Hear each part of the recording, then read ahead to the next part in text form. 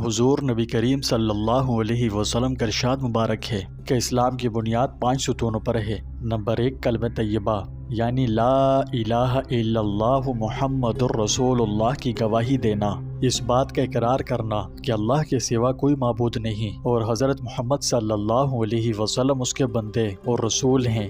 Number 2 نماز قائم کرنا۔ نمبر 3 زکوٰۃ ادا کرنا۔ نمبر 4 حج کرنا۔ نمبر 5 رمضان المبارک کے روزے رکھنا۔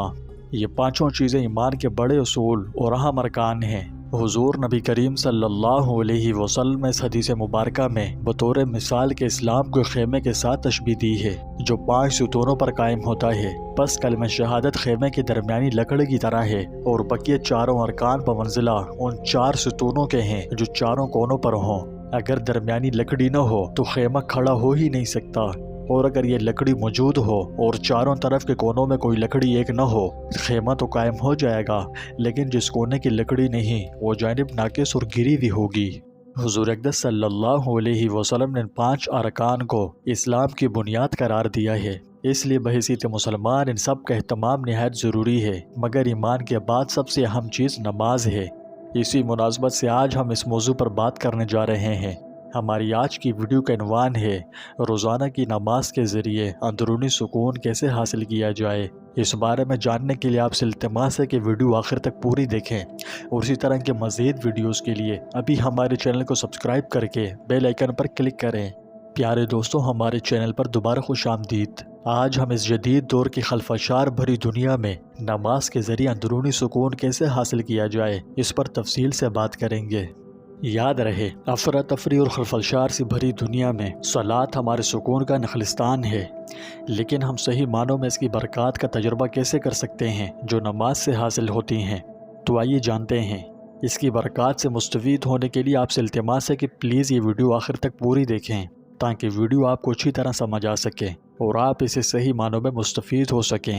حضرت عبداللہ بن مسعود رضی اللہ عنہ کہتے ہیں کہ میں نے رسول اللہ صلی اللہ علیہ وسلم سے دریافت کیا کہ اللہ سبحانہ و تعالیٰ کے ہاں سب سے زیادہ محبوب عمل کون سا ہے؟ آپ صلی اللہ علیہ وسلم نے ارشاد فرمایا نماز۔ میں نے عرض کیا اس کے بعد کیا ہے؟ فرمایا والدین کے ساتھ حسن سلوک۔ میں نے عرض کیا اس کے بعد کیا ہے؟ ارشاد فرمایا جہاد۔ پیارے دوستوں، مزید بات کرنے سے پہلے نماز کی روحانی اہمیت اور طاقت کو سمجھنا بہت ضروری ہے۔ نماز صرف ایک رسم یا معمول نہیں ہے، اس کا اللہ سبحانہ و تعالیٰ سے براہ راست جڑنے کا خاص تعلق ہے۔ جب ہم نماز میں کھڑے ہوتے ہیں تو ہم دنیا کے خلفشار کو پیچھے چھوڑ کر صرف اور صرف اپنے خالق پر توجہ مرکوز کرتے ہیں۔ اگر جدید الفاظ کا مجموعہ استعمال کرتے ہوئے آپ کو یہ بات سمجھاؤں تو یوں کہوں گا کہ رب ذوالجلال کی طرف سے یہ مقدس لمحہ ہمارے دلوں کو صاف کرنے، ہمارے ذہنوں کو پرسکون بنانے اور ہماری روحوں کو اس کے ساتھ ہم آہنگ کرنے کے لیے ڈیزائن کیا گیا ہے۔ قرآن مجید ہمیں سورہ رات آیت نمبر 28 میں بتاتا ہے کہ بے شک اللہ کے ذکر سے دلوں کو سکون ملتا ہے۔ دیکھا جائے تو نماز ذکر کی سب سے گہری شکل ہونے کے ناطے ہمارے دلوں میں بے مثال سکون لاتی ہے۔ جو لوگ نماز کو ان کے اوقات میں قائم کرتے ہیں، اللہ سبحانہ و تعالیٰ ان کے گناہوں کو معاف فرما دیتے ہیں، ان کی زندگی میں برکت کے غیبی دروازے کھلتے ہیں۔ یعنی نماز گناہوں کی بخشش اور رزق میں برکت کا ذریعہ ہے۔ حضرت ابو ذر رضی اللہ عنہ فرماتے ہیں کہ ایک مرتبہ نبی کریم صلی اللہ علیہ وسلم سردی کے موسم میں باہر تشریف لائے اور پتے درختوں سے جھڑ رہے تھے۔ آپ صلی اللہ علیہ وسلم نے ایک درخت کی ٹہنی ہاتھ میں لی اور اسے حرکت دی تو اس کے پتے اور بھی جھڑنے لگے۔ آپ صلی اللہ علیہ وسلم نے فرمایا، اے ابو ذر، مسلمان بندہ جب اخلاص سے اللہ کے لیے نماز پڑھتا ہے تو اس سے اس کے گناہ ایسے ہی جڑتے ہیں جیسے درخت سے یہ پتے جڑ رہے ہیں۔ مگر ایک بات قابل لحاظ ہے، علماء کی تحقیق آیات قرآنیہ اور احادیث نبویہ کی روشنی میں کبیرہ گناہ بغیر توبہ کے معاف نہیں ہوتا، اس لیے نماز کے ساتھ توبہ و استغفار کا بھی اہتمام کرنا چاہیے اور اس سے غفلت نہیں برتنی چاہیے۔ اگر آپ توبہ و استغفار کے فضائل فوائد جاننے میں دلچسپی رکھتے ہیں تو آپ کے لیے میں نے چند بہت ہی دلچسپ اور معلوماتی ویڈیوز بنائی ہیں۔ یہ ساری ویڈیوز آپ کو میرے اسی چینل پر مل جائیں گی، تو ابھی میرے چینل کو کھولیں اور ان ویڈیوز کے ذریعے اپنی زندگی میں برکات کا تجربہ کریں۔ پیارے دوستوں، نماز فوائد و برکات کا لازوال خزانہ ہے۔ جب ہم اسے اس کے اوقات میں قائم کرتے ہیں تو ہماری زندگی میں اللہ سبحانہ و تعالیٰ کی بے پناہ رحمتوں، نعمتوں اور برکتوں کے دروازے کھل جاتے ہیں۔ جب ہم پابندی سے نماز میں مشغول ہوتے ہیں تو یہ تناؤ اور اضطراب کے لیے ایک طاقتور تریاک کے طور پر کام کرتی ہے۔ تحقیق سے پتہ چلتا ہے کہ پابندی سے نماز قائم کرنا تناؤ کی سطح کو نمایاں طور پر کم کر سکتی ہے، بلڈ پریشر کو نارمل کرتی ہے اور مجموعی ذہنی صحت کو بہتر بنا سکتی ہے۔ یہ کوئی تعجب کی بات نہیں ہے، بہت سے لوگوں نے نماز کے بعد گہرے راحت کے احساس کو بیان کیا ہے اور ایسا محسوس ہوتا ہے جیسے ان کے کندھوں سے کوئی بوجھ اٹھا لیا گیا ہو۔ اکثر لوگوں کو شکایت رہتی ہے کہ ہم نماز میں دھیان نہیں جما پاتے، یعنی ہم نماز تو پڑھ رہے ہوتے ہیں مگر اس میں توجہ مرکوز نہیں کر سکتے۔ تو ہم اپنی نماز کا زیادہ سے زیادہ فائدہ کیسے اٹھا سکتے ہیں؟ ہم اپنی نماز کے دوران اپنی توجہ مرکوز کیسے کر سکتے ہیں؟ تو آئیے اس کا جواب جانتے ہیں۔ اول تو ذہنی اور روحانی و جسمانی طور پر تیاری کریں۔ کیا مطلب؟ کہ نماز شروع کرنے سے پہلے اپنے خیالات کو پاک کریں۔